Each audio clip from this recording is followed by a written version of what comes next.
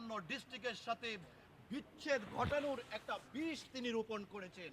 হ্যাঁ, আমরা জানি 5 আগস্টের আগে তিনি এমন বক্তব্য দিয়েছিলেন 26 লাখ ভারতীয়রা বাংলাদেশে চাকরি করে, কিন্তু তার সেই বক্তব্যের কারণে বাংলাদেশে আজকে সংখ্যালঘু সম্প্রদায়ের মানুষরা এতটা বিব্রতকর পরিস্থিতিতে পড়েছে যে আজকে সংখ্যালঘুরা নির্যাতিত হচ্ছে, আজকে হিন্দু মহিলারা ধর্ষিত হচ্ছে, এই সংখ্যালঘুরা আজকে নাকি ইন্ডিয়ান।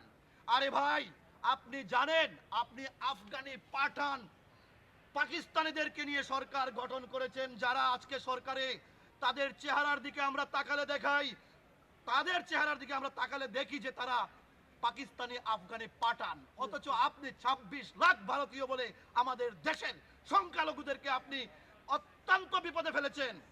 আপনি বাঙালি জাতির মধ্যে, বাংলাদেশিদের মধ্যে একটা বিভেদ সৃষ্টি করে ফিতনা নাজিল করার জন্য আপনি দীর্ঘদিন থেকে কাজ করে যাচ্ছিলেন এবং অবশেষে আপনার স্বপ্ন পূরণ হয়েছে, আপনি নাকি সরকার গঠন করেছেন।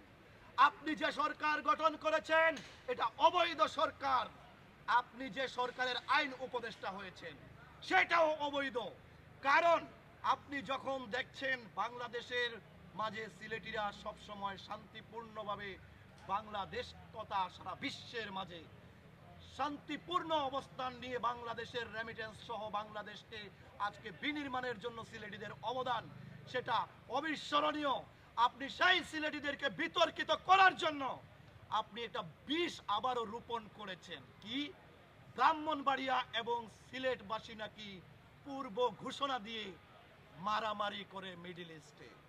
জনাব আসিফ নজরুল স্যার, শুনুন, বিচ্ছিন্ন কোনো ঘটনা যদি কোথাও এরকম ঘটে থাকে, আপনি যে সরকারের যদি আপনি একজন উপদেষ্টা হয়ে থাকেন, আপনার এই অবস্থান থেকে এই কথাটা আপনি বলতে পারেন না। না, আপনার এই কথার কারণে আজকে কি দাঁড়ালো?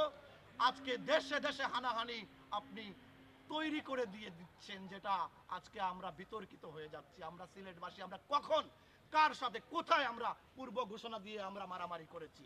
আপনি এমন একটা বীজ বপন করেছেন, এটা ব্রাহ্মণবাড়িয়ার সাথে নয়, শুধু সিলেটিদের সাথে অন্যান্য ডিস্ট্রিক্টের মানুষের যে একটা মত পার্থক্যের বীজ আপনি বপন করেছেন।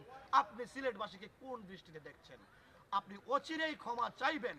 এবং সিলেটবাসীদের উদ্দেশ্যে আমি বলবো, এই আসিফ নজরুল যিনি আমাদের সিলেটবাসীকে একটা বিচ্ছিন্ন পর্যায়ে নেয়ার মতো যে পায়তারা তিনি বুনছেন, সেই বীজটা বোনাটা যাতে করে সাকসেস না হয়। প্রিয় সিলেটবাসী, লন্ডন সহ তথা বিশ্ব সিলেটবাসীদের উদ্দেশ্যে একটা কথাই বলবো, আসিফ নজরুলকে বয়কট করুন।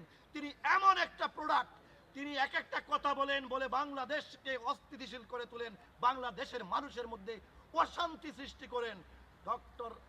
দুঃখিত মিস্টার আসিফ নজরুল, আপনি সিলেটবাসীর কাছে ক্ষমা চাইবেন, চাইবেন, চাইবেন, না হয় সিলেটবাসী আপনাকে অবাঞ্ছিত ঘোষণা করলো।